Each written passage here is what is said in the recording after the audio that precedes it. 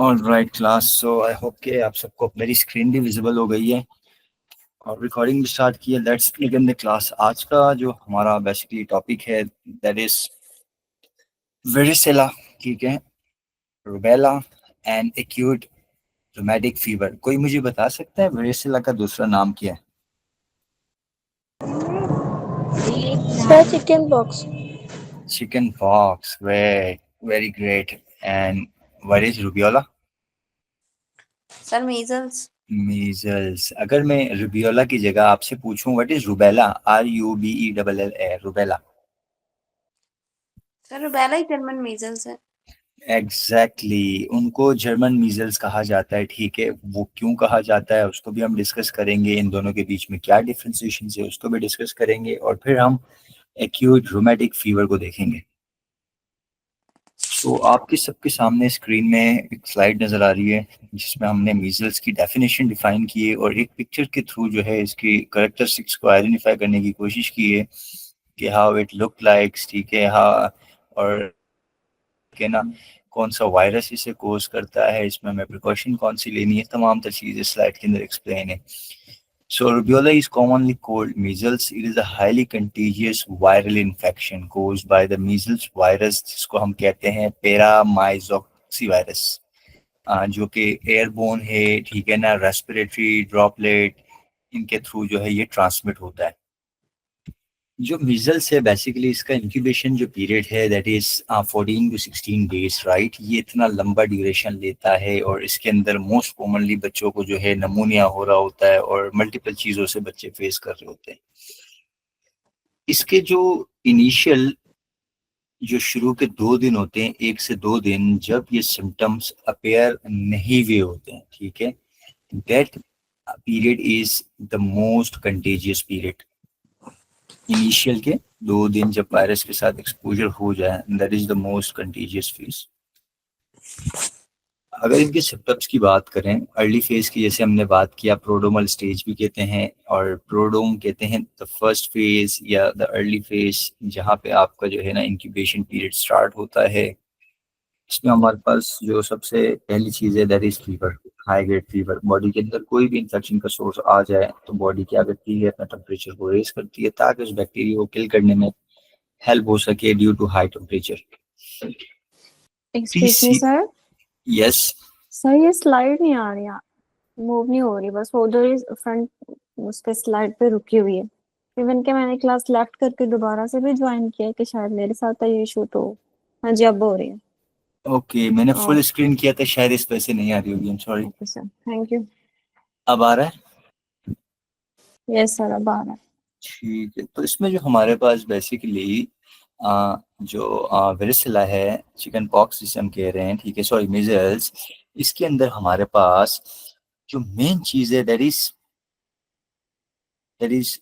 The 3 C's, ठीक है। Prodromal phase के जो 3 C's हैं जो हम देख रहे हैं, these are the early sign, जहाँ पे हमारे पास runny nose, conjunctivitis, cough, sore throat, malice, ये तमाम तर चीज़ें हो रही होती हैं, ठीक है। इसके अंदर हमारे पास एक और चीज़ है that is the Koplik spot.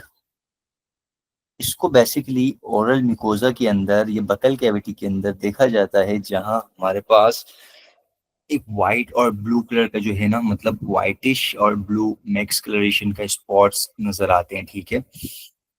तो इनके थ्रू जो है हम आइडेंटिफाई कर रहे होते हैं। अगर हम ट्रीटमेंट की बात करें, ट्रीटमेंट हमारे पास कोई स्पेसिफिकली नहीं है, इसीलिए हम क्या कर रहे होते हैं, वायरस के थ्रू हुआ हुआ है, एंटीवायरस के थ्रू जो है हम ट्रीट करने की कोशिश करते हैं, जिसमें हमारे पास सपोर्टिव मैनेजमेंट आ जाती है। फीवर है तो फीवर को कम किया, हाइड्रेशन की नीड है तो हाइड्रेशन हमने दे दिया, पेन है या फीवर है, एंटीपायरेटिक्स वगैरह दे दिया हमने। इसमें स्पेशली जो एक खास चीज़ है जिसका ख्याल रखा जाता है that is vitamin A supplement. उसकी वजह ये होती है कि इसके अंदर बेसिकली पेशेंट के मिजल्स में एक तो एयर के इन्फेक्शन रिकरेंट हो रहे होते हैं, दूसरा जो हो रहा होता है दैट इज ब्लाइंडनेस। आई की जो हमारी नर्व होती है ना, वो थोड़ी सी जो है इसके अंदर रिस्क पे होती है। दैट्स वाई हम उनको क्या दे रहे होते हैं, सप्लीमेंट्स दे रहे होते हैं विटामिन A की, जिसकी वजह से उनको हेल्प आउट हो, कि वो उस डिजीज के अंदर फाइट करने में उनको प्रिवेंशन मिले, ठीक है ना, ताकि उनको ज़्यादा नुकसान ना हो। आइडियली जो रिकमेंडेड है दैट इज MMR वैक्सीन, ये एयरबोर्न है, इस वजह से हम क्या करते हैं, इसको कांटेक्ट और आइसोलेशन के अंदर रखते हैं। दोनों चीज़ें, एयरबोर्न के साथ कांटेक्ट आइसोलेशन दोनों ही लेना लाजमी है, ठीक है। अगर टच टच के थ्रू भी ये चीज़ फैलती है, क्योंकि हाईली कंटीजियस है, बॉडी के ऊपर जो है ना वेसिकल्स जो है वो ब्रस्ट आउट हो रहे होते हैं, उसमें जो फ्लूइड्स होते हैं उनकी सिक्रीशंस की वजह से लग सकता है। सेकेंडली ये है कि इनको सेपरेट किया जाता है, दूसरे बच्चों से अलग रखा जाता है। नमूनिया की जैसे हमने बात किया कि मोस्ट कॉमन कोज हो जाता है जब बच्चा मीजल्स में होता है, तो नमूनिया का प्रोन हो जाता है। सेकेंडली ये हमारे पास है कि हाइड्रेशन, न्यूट्रिशन, ये दो चीज़ें हैं जो कि सेकेंडरी तौर पे पेशेंट को डिजीज से निकलने में उनको इम्यूनिटी के थ्रू, यानी कि एक nutrition, well balance diet, protein की सोर्स के लें, जो कि उनको हेल्प करता है कि वो बिल्कुल जो है ना अच्छा मेटाबॉलिज्म करके उस चीज़ से बाहर आ जाए। So these are the treatment for the measles. अब हम बात करते हैं जर्मन मीजल्स की।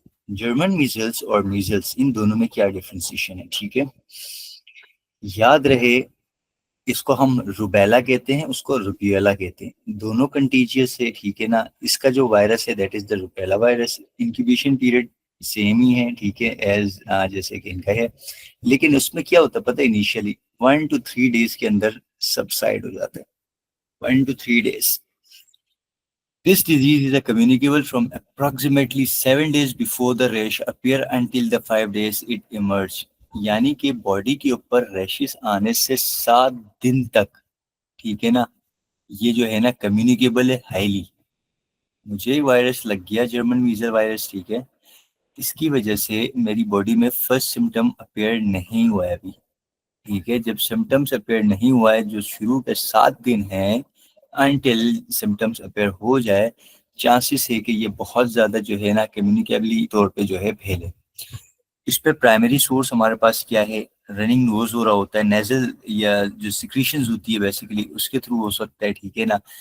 It can also be found in the blood, stool, urine, और डिपेंड करता है कि इसकी ट्रांसमिशन मेनली किस तरीके से हो रही है, डायरेक्ट कॉन्टैक्ट के थ्रू हो रही है, इनडायरेक्ट कॉन्टैक्ट के थ्रू हो रही है, ड्रॉपलेट्स के थ्रू हो रही है, या फिर इन्फेक्टेड पर्सन से ये चीज़ रेस्पिरेटरी सिक्रीशंस के थ्रू किसी दूसरे पर्सन के अंदर ट्रांसमिट हो रहा है। असेसमेंट की अगर हम बात करें, और इस पिक्चर के अंदर आप देख रहे हो एक पिंकिश रेड कलर का जो है ना मैक्यूलोपैपुलर रैश कहते हैं इसे, ठीक है। इसमें लाइट पिंक कलर भी है और रेडिश भी ये स्पॉट होता है। ये बेसिकली फेस से स्टार्ट होता है और फिर पूरी बॉडी के ऊपर स्प्रेड आउट हो जाता है। विद इन 1 to 3 days के अंदर पूरी बॉडी को कवर अप कर लेता है। इसमें हमारे पास लो ग्रेड फीवर रहता है, जबकि हमने रुबियोला के अंदर देखा उसमें 104 तक का फीवर जा सकता है। मेलेज दोनों में ही रहता है, ठीक है। इसमें पटीके यानी कि रेड पिन पॉइंट स्पॉट्स निकलते हैं, जो कि मोस्ट कॉमनली हमारे जो अपर सॉफ्ट पैलेट है इसके ऊपर हो रहा होता है, ठीक है। इसकी इंटरवेंशन क्या होगी, ऑब्वियसली दोनों मीजल्स है, दोनों हमारे पास हाईली कंटीजियस है, कॉन्टैक्ट एयरबोर्न के थ्रू दोनों जा रहे हैं, तो हम सेम चीज़ें रखते हैं इसके अंदर, ठीक है ना। अमूमन हम क्या करते हैं, इसमें आइसोलेट कर देते हैं इन्फेक्टेड लोगों को, ठीक है ना। और secondly droplet precaution, contact precaution, airborne precaution, ये हो गए। अगर बच्चा हॉस्पिटलाइज है तो फिर हम उसे सपोर्टिव मैनेजमेंट के थ्रू ही ट्रीट कर रहे होते हैं। ये इन दोनों के डिफ्रेंसिएशन है। अगर आप इसको क्लियरली देखें, वायरस इसमें कौन सा हमारे पास है, रुबियोला के अंदर और जर्मन मीजल्स के अंदर, ठीक है। ट्रांसमिशन हमने तीनों की दे दी है, दोनों की दे दी है। इंक्यूबेशन पीरियड 7 to 14 और दूसरे में 14 to 21 days, यानी कि जर्मन मीजल्स लॉन्ग टर्म के लिए स्टे करता है। अगर प्रोड्रोमल सिम्टम की बात करें तो इसमें हमारे पास 3 C's आ गई, कफ, कॉर्जा, कंजंक्टिवाइटिस। व्हाट वाज द कॉर्जा, बताएं, अभी रिसेंटली देखा। Sir runny nose. Exactly, running nose. और इसके अलावा हमारे पास जो फीचर्स हैं दैट आर रेड, कन्फ्लुएंट मैक्यूलोपैपुलर रेश, हेयर लाइन स्टार्ट होगा और फिर 5 to 7 days के अंदर जाएगा। लेकिन जो जर्मन मीजल के रैशेस है वो उससे जल्दी 3 days के अंदर ही पूरी बॉडी के अंदर मतलब फेस से शुरू होते हैं, स्प्रेड डाउन हो जाते हैं और 3 डेज के बाद डिसअपेयर भी होना शुरू हो जाते हैं, जबकि नॉर्मल मीजल्स जो है वो 5 से 7 दिन तक बॉडी के ऊपर जो है ना मौजूद भी रहते हैं, इवन के 10 डेज तक भी चीजें देखी गई है। प्रोमिनेंटली अगर हम बात करते हैं लिम्फेडोपैथी की, तो इसमें हमारे पास रुबेला के अंदर टेंडरनेस हो जाती है, ठीक है। जो हमारी ऑक्यूलर लिम्फ नोड्स होते हैं इनके अंदर टेंडरनेस हो जाती है। इसी वजह से हमने बात किया था कि हमारे आई को इन्फेक्ट कर रहा होता है। सेकेंडली ये कि विटामिन ए के हम सप्लीमेंट्स दे रहे होते हैं। कॉम्प्लिकेशन क्या है, ओटाइटिस मीडिया, एंसेफ्लाइटिस हो सकता है। बच्चों में अमूमन देखते हो थ्रोट भी ख़राब हो जाता है, थ्रोट की वजह से एयर भी ख़राब हो जाता है। ये इन्फेक्शंस इनके अंदर काफ़ी चल रहे होते हैं। Contagious period most commonly 4 days, ठीक है ना, before and 4 days after rashes, 7 days before and 5 days after rashes. These are the general precautions, ठीक है, कि जो कि रिपोर्टेड है। दोनों की प्रिवेंशन में MMR है, मीजल्स मम्स रूबेला की जो वैक्सीन आती है वो हम दे रहे होते हैं। Moving forward toward acute rheumatic fever, आप ये राइट साइड पे डायग्राम देख रहे हो, ठीक है। इसके अंदर एक चीज बड़ी क्लियरली दिखाई गई है कि हमारे पास एक स्ट्रेप्टोकोकल इन्फेक्शन यानी कि ग्रुप ए का, जिसको हम क्या कहते हैं, GAS, ग्रुप ए स्ट्रेप्टोकोकस, जिसमें most common infection sore throat का हो जाना। उस नतीजे में इस GAS यानी कि ग्रुप ऑफ स्ट्रेप्टोकोकस ए, ये बैक्टीरिया क्या करता है, हमारी बॉडी के अंदर चला जाता है। बॉडी के अंदर जब ये जाता है, जिसके नतीजे में हमारे बी सेल्स की एक्टिवेशन हो जाती है, और ये सिंपली हमारी बॉडी के अंदर सेंट्रल नर्वस सिस्टम, हमारे मस्कुलर स्केलेटल सिस्टम, और एंड में जाके ये हमारे स्किन को भी डैमेज की तरफ ले जा रहा होता है। जबकि इसमें जो इनिशियली इन्फ्लेमेटरी रिस्पॉन्स आता है वो हमारे पास नॉर्मल जो सर्कुलेटरी है, दैट इज हार्ट के अंदर हमारे पास जो वेल्व्स हैं, वेल्वुलर हार्ट डिजीज को ये जो है ना जन्म देता है। इसीलिए कहते हैं कि रोमेटिक फीवर जो है ना ये बड़ा जानलेवा फीवर होता है, जो कि हमारे पास स्ट्रेप्टोकोकस ए, इस ग्रुप के बैक्टीरिया की वजह से वो हमारी बॉडी के अंदर चले जाना या रिकरेंट इन्फेक्शन का हो जाना, जिसके नतीजे में हार्ट के जो वेल्व्स है इनके अंदर डिजीज का पा जाना, जो कि हमारे पास एक ना इल्मी की वजह से कहें हम, या इनिशियली उसको ट्रीट नहीं करना, विदाउट ट्रीटमेंट आप उसको छोड़ दो तो वो जाके ये सारी चीज़ें कर सकता है। इसीलिए हम बोलते हैं कि फीवर आ जाए बच्चों को, उनको नज़रअंदाज नहीं करें, हॉस्पिटल ले जाएं, ब्लड टेस्ट के थ्रू आइडेंटिफाई कराएं कौन सा बैक्टीरिया है, एंटीबायोटिक दे के फिर जांच बढ़ाएं, बजाय कि आप फीवर आ रहा है घर में ही ठंडे पानी की कुट्टियाँ कर रहे हैं लेकिन हॉस्पिटल नहीं जा रहे, ब्लड टेस्ट के थ्रू आइडेंटिफाई नहीं हो रहा है कौन सा बैक्टीरिया है, वो आगे जाके इतनी तमाम चीज़ें कॉज कर सकता है। इसीलिए be cautious with all this type of infections. Sign and symptom, दो आसान सा जो है ना आपके लिए निमोनिक है, ठीक है। मेजर और माइनर दोनों फीचर्स हमारे पास रोमेटिक के अंदर है। मेजर्स में आप याद रखेंगे जॉन्स, JONES, ठीक है। ये ओ को हार्ड बनाया तो इसमें कार्डाइटिस आ गया, ठीक है। और माइनर फीचर्स में हमारे पास है फ्रैप, FRAP। तो इसमें हम देखते हैं होता क्या है। इसका जो ऑनसेट है वो 2 to 6 वीक है, ठीक है ना। टोटल ड्यूरेशन अगर आप इसको अनट्रीट करें, जो ग्रुप ए स्ट्रेप्टोकोकस इन्फेक्शन है, अगर ये 2 से 6 वीक्स निकल गया आफ्टर, चांसेस है कि इनमें जो है ना मेजर या माइनर सिम्टम्स आना शुरू हो जाए। पहली चीज, J4 जॉइंट के अंदर क्या होता है, मैगेटरी आर्थराइटिस होता है। अगर एक जॉइंट इंपैक्ट हो गया उसकी वजह से वो मेजिटेट करेगा दूसरे जॉइंट की तरफ, तीसरे जॉइंट की तरफ, तो कंप्लीटली मैजिटेटरी आर्थराइटिस कहते हैं इसको, ठीक है। सेकंड में हमारे पास आता है कार्डाइटिस। ऑब्वियसली हमने वेल्व की बात किया था, तो वेल्व खराब हो जाएंगे तो हार्ट की पंपिंग की सहूलियत में इतनी मतलब कि अच्छी तरीके से नहीं रहेगी, तो वो भी खराब हो सकता है। नोड्यूल्स इनलार्ज हो जाते हैं, ठीक है, सबकुटेनियसली इनलार्जमेंट नजर आएगी। इसके बाद एक टर्म लिखा हुआ है, इसको हम पढ़ेंगे एरिथेमा मैर्गिनेटम। एरिथेमा मैर्गिनेटम ये बेसिकली स्ट्रेप्टोकोकस ए की इन्फेक्शन की वजह से एक नॉन ईची पिंक कलर का रैश पड़ जाता है बॉडी के ऊपर, जो कि ईचिंग नहीं कर रहा होता, वो लाइट पिंक कलर का होता है, रिंग टाइप उसकी फॉर्मेशन होती है, जैसे आपने रिंग देखा होगा।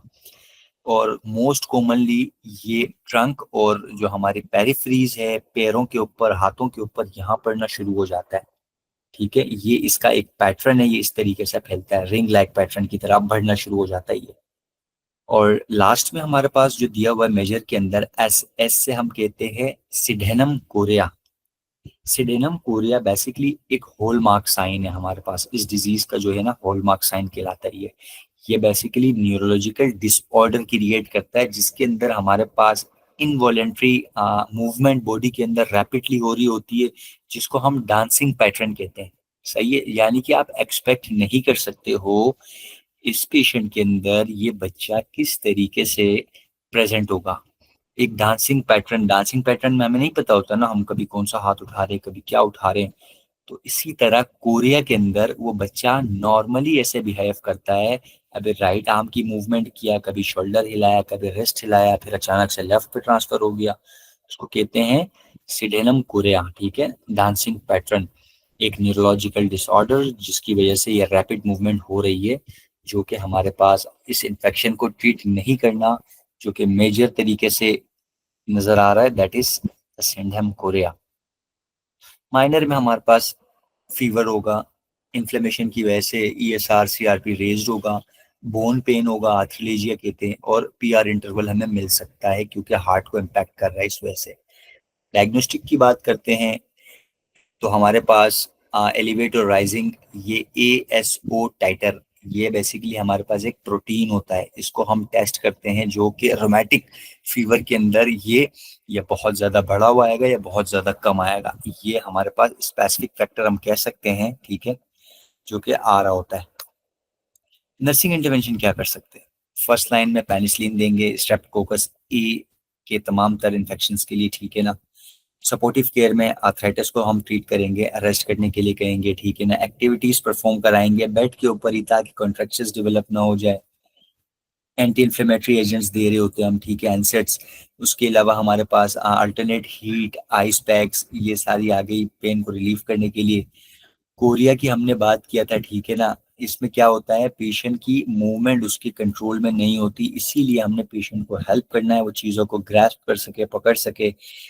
उसमें फॉल के प्रिवेंशन हमने बहुत ज़रूरी तौर पे मेजर करने हैं, क्योंकि वो इनवॉलेंट्री मूवमेंट की वजह से हिस्ट्री ऑफ फॉल हो जाएगा, तो हो सकता है कि उसको हेड इंजरी हो, ट्रॉमेटिक इंजरी हो, फिर वो सेकेंडरी इशू जो है ना उसके लिए फैटल क्रिएट हो सकता है। क्लाइंट टीचिंग आफ्टर डिस्चार्ज क्या करेंगे, long term antibiotic therapies recommend कर रहे होते, ठीक है। प्रोफाइलेक्टिक पेनिसिलिन के जो हमारे पास इंजेक्शन है मंथली तौर पे इनको लग रहे होते, क्योंकि रिकरेंट कोर्स की वजह से हम वेट नहीं करते कि फीवर आएगा तो लगाएंगे, बट मंथली बिहाफ पे पेनिसिलिन के इंजेक्शन प्रोफाइलेक्टिकली रख रहे होते, ताकि इन पे कोई मजीद वर्स सिम्टम ना हो।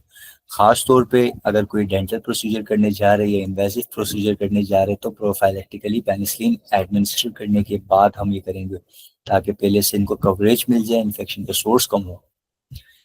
इनमें सबसे ज्यादा जो प्रॉब्लम होती है, that is the major concern of penicillin adherence. नहीं स्टिक हो पाते, मिस कर जाते हैं, अपने डोजेस नहीं लेते हैं प्रॉपर तरीके से। अगर वंस पेशेंट सेट हो जाता है तो आप उनको रिज्यूम करवा सकते हो उनकी एक्टिविटीज, ठीक है ना, जब सिम्टम्स बिल्कुल खत्म हो जाए तो। और रूटीन कार्डियोलॉजी अपॉइंटमेंट करवाएं वीकली, मंथली, क्योंकि हमने देखा था PR जो है हमारे पास इंटरवल प्रोलॉन्ग होता है, इस वजह से रिपोर्ट करना है इस तरह की इन्फेक्शंस वगैरह कोई हो, और अवॉइड करना है मैक्सिमम एक्सपोजर को, ताकि वो दूसरी किस्म के रेस्पिरेटरी इन्फेक्शंस वगैरह से बच सके। कॉम्प्लिकेशन क्या हो सकती है, हमने बात किया था, माइट्रल वेल्व रीगर्गिटेशन हो सकता है। वेल्व आपका अगर प्रॉपर क्लोज नहीं होगा, क्लोज नहीं होने की वजह से हमारे पास जो लेफ्ट एट्रियम में ब्लड था या राइट एट्रियम में ब्लड था, वो जब वेंट्रिकल्स की तरफ जाएगा तो वेल्व प्रॉपर क्लोज नहीं होंगे, जिसकी वजह से दोबारा से ब्लड रीगर्गिटेट हो सकता है। क्रोनिक स्कार डैमेज हो सकता है, ठीक है। और इसके अलावा जो है हमारे पास एक और चीज़ है, वेल्व रिप्लेसमेंट तक की भी कहानी जा सकती है, जिसमें हम बोलाइन और प्रोस्थेटिक वेल्व्स वगैरह प्लेस कर रहे होते हैं सर्जिकली।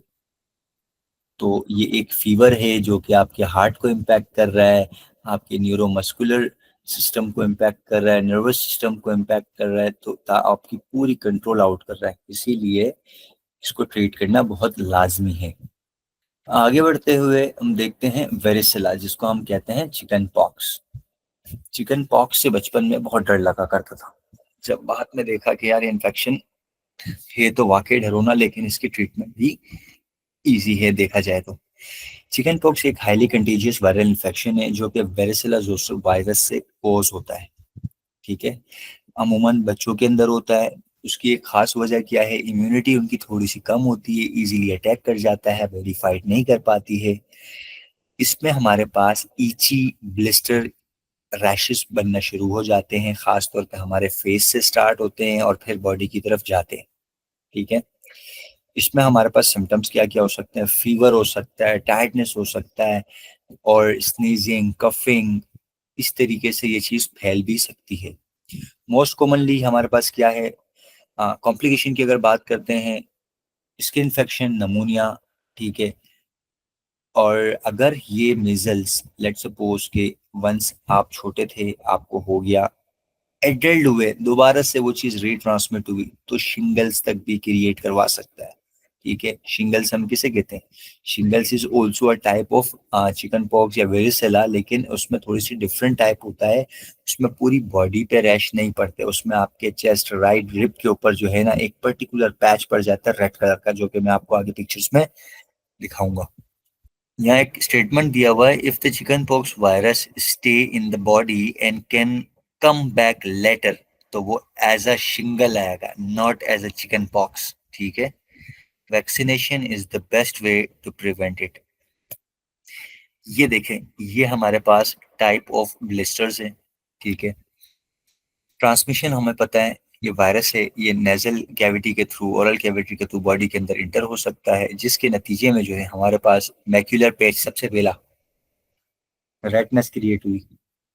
सेकंड में वेसिकुलर, अंदर जो है ना बेसिकली वाटर जमा होना शुरू हो गया। थर्ड में पेस्टुलर, थोड़ी बहुत पस की फॉर्मेशन हो गई। और फोर्थ में जब वो सूख के फट जाता है, क्रस्टिंग, वो उस एज पे जाके नॉन कंटेजियस हो जाता है, जो कि लास्ट एज है।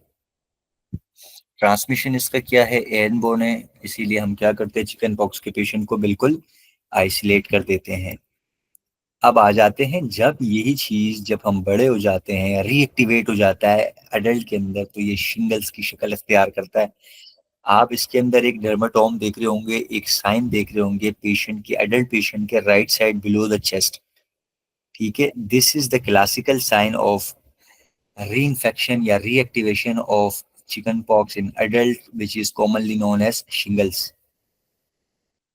इसमें हमारे पास जो है basically unilateral linear vesicular rash बन जाता है एक साइड पे, जबकि चिकन पॉक्स वेरिसेला के अंदर क्या हो रहा है, पूरी बॉडी के ऊपर स्प्रेडी रैश हो रहे हैं, बिल्कुल फैले हुए दानों जैसे, ठीक है। इसमें अगर हम साइन एंड सिम्टम की बात करते हैं, प्रोडोम पीरियड के अंदर हमारे पास यानी कि फर्स्ट स्टेज के अंदर लो ग्रेड फीवर, फटीक, कफ, एनोरेक्सिया का होना, भूख नहीं लगना।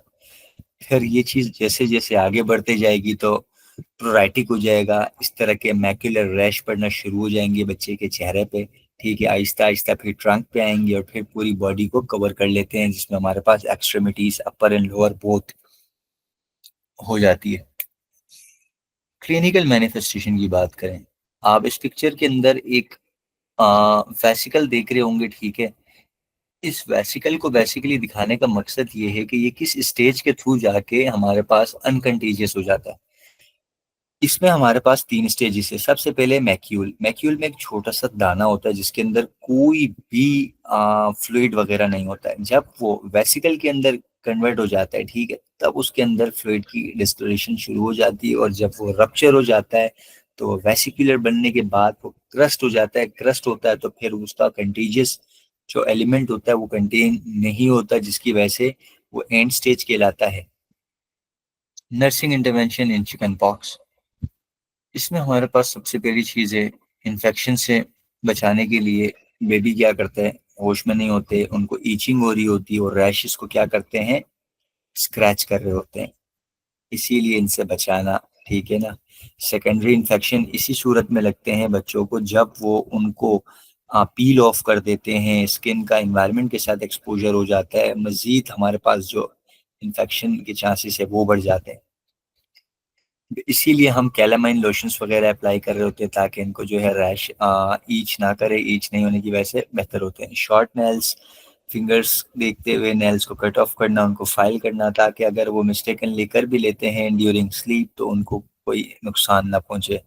ओवर हीटिंग को अवॉइड करें। लूज फिटिंग क्लॉथ्स पहनाएं। हो सकता है टाइट फिटिंग क्लॉथ्स की वजह से भी जो है ना वो उसके जो वेसिक्यूल्स है वो ब्रस्ट आउट हो सकते हैं। डेली बात कराना है, ठीक है ना। उसके अलावा जो है हमारे पास हैंड हाइजीन का ख्याल रखना लाजमी है, क्योंकि बच्चा पूरी बॉडी पे हाथ टच कर रहा होता है और वो फिर नाक, कान, मुंह में मजीद इन्फेक्शंस को दावत देने के लिए बैठा होता है। मैनेजमेंट ऑफ वर्सला हॉस्पिटल सेटिंग के अंदर हम बेहतरीन तरीके से ट्रीट कर सकते हैं एयरबोर्न और कॉन्टैक्ट प्रिकॉशन लगा के, ठीक है। अगर बच्चा इम्यूनो कॉम्प्रोमाइज्ड है तो डेफिनेटली हमें पता है कि यार ये इन्फेक्शन के प्रोन है, इसीलिए हम फौरी तौर पे क्या कर रहे होते हैं, एसाइक्लोविर यानी कि एंटीवायरल दे के उस वायरस को किल आउट करने की कोशिश कर रहे होते हैं। सपोर्टिव केयर के अंदर एनाल्जेसिक्स आ गई हमारे पास, ठीक है। टॉपिकल एंटी हिस्टामिन आ गई, जिसमें हमारे पास बेस्ट टाइप इज डायफेनहाइड्रामीन। और फिर बच्चे को हम आइसोलेट कर देते हैं जब तक उसका क्रस्ट ओवर ना हो जाए, यानी कि जो वेसिक्यूल्स है वो बेहतर ना हो जाए, जब वो इंक्यूबेशन पीरियड से या उसमें से सॉरी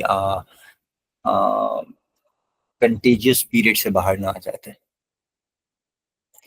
तो यहाँ तक हमारे पास आज की जो 3 टॉपिक था, दैट इज चिकन पॉक्स जिसको हमने वेरिसेला कहा, मीजल्स, रुबियोला, जर्मन मीजल्स जिसको हमने कहा rubella, and the fourth one is acute rheumatic fever. These are the 4 small diseases that we have learned today. Now we are moving towards the questions. So I hope कि ये 3 चीज़ों के differentiation आपको पता चल गए होंगे। डेली वाइज के ऊपर आप इनको रिपीट करें, अपने नोट्स बनाएं। आप अगर आज सुनेंगे ये समझेंगे कि मुझे सारी चीज़ें समझ आ गई है, अब नेक्स्ट टाइम आप किताब नहीं खोलेंगे तो भूल सकते हैं। Question number 1, I am really sorry, एक डिस्क्लेमर है आप लोग के लिए। कराची में ये लाइट जाने की टाइम होती है, तो मेरा जो लैपटॉप है उसमें 19% चार्ज है एंड वी हैव 5 क्वेश्चंस, तो हम क्विकली रिव्यू कर लेते हैं। The nurse is reviewing a laboratory result for a child with the suspected diagnosis of rheumatic fever. हमें याद है rheumatic fever क्या होता था, क्या कॉज था, उसकी वजह से क्या कॉम्प्लिकेशन होता था। What laboratory test would the nurse helpful to confirming the diagnose? क्या immunoglobulin levels कराएंगे, red blood cells काउंट कराएंगे, white blood cells कराएंगे, या ASO titer प्रोटीन कराएंगे? टाइटर ASO टाइटर। एग्जैक्टली क्योंकि ये हमारे पास बेस्ट इंडिकेटर होता है, ठीक है। ये रैशनल्स है। आप लोग जब रिव्यू कर रहे होंगे दोबारा इन्हीं लेक्चर्स को, आपको जब एक्सेस मिल जाएगा तो फिर थरोली रिव्यू की लीजिएगा। अभी मैं रैशनल्स को फॉरवर्ड कर रहा हूँ, ठीक है। Question number 2, a child with the rheumatic fever is being admitted to the nursing unit, yani in the hospital. During the admission assessment, which question should the nurse ask the patient to obtain the information relevant to the development of the condition? एक patient है जो कि admit होता है, nurse ऐसी कौन सी assessment relevantly पूछेगी जो कि डायग्नोस करने में इसको हेल्प होगी, जो कि उससे रिगार्डिंग रिलेवेंट इंफॉर्मेशन भी होगा। Has the child Has the child complained of back pain? Has the child complained of headaches? Has the child had any nausea or vomiting? या फिर did the child have a sore throat or fever? Option D, option D. Exactly. Sore throat और fever हमें directly Streptococcus A T GAS group A Streptococcus इनकी नुमाइंदगी कराता है, जिसकी वजह से अगर इनको ट्रीट नहीं करें प्रीवियसली, अगर ये सिम्टम्स थे तो ये आगे जाके रोमैटिक फीवर में कन्वर्ट हो सकते हैं। तो D is the correct answer. ये एक ऑटो इन्फ्लेमेटरी डिजीज है जिसके अंदर हमारे पास connective tissues, heart, joint, skin, ये तमाम तर चीज़ें जो है अफेक्ट हो रही होती है, जिसमें हमारा नर्वस सिस्टम भी आ जाता है। अगर इसको हम टिपिकली ट्रीट नहीं करें 2 से 6 वीक के अंदर, ये जाके बॉडी के अंदर बहुत सीवियर किस्म के जो है ना आप कहें कॉम्प्लिकेशंस क्रिएट कर सकता है, जिसकी वजह से वैल्वुलर रिप्लेसमेंट तक की कहानी जा सकती है अगर हम इसको टाइम पे ट्रीट नहीं करें तो। Question number 3. A nurse is assessing a child suspected of having measles, rubella. Which finding would the nurse expect to observe that specific to the measles? Number 1. Strawberry tongue. Strawberry tongue क्या ये classical sign है measles का? Coptic spot on the buccal mucosa, whitish and bluish color का जो spot है क्या वो है, या parotid gland की swelling या vesicular rash जो कि various stage के ऊपर heal हो रहा है? Sir, B. Option B, pope like spots.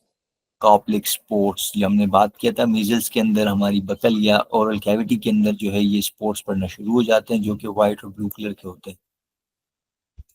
Bluish and white lesion in the buccal mucosa opposite the molar, इसमें हमारे पास ये 1 to 2 days before the rash in the body it can occur. Strawberry tongue हमारे पास scarlet fever, Kawasaki disease के अंदर देखा जाता है।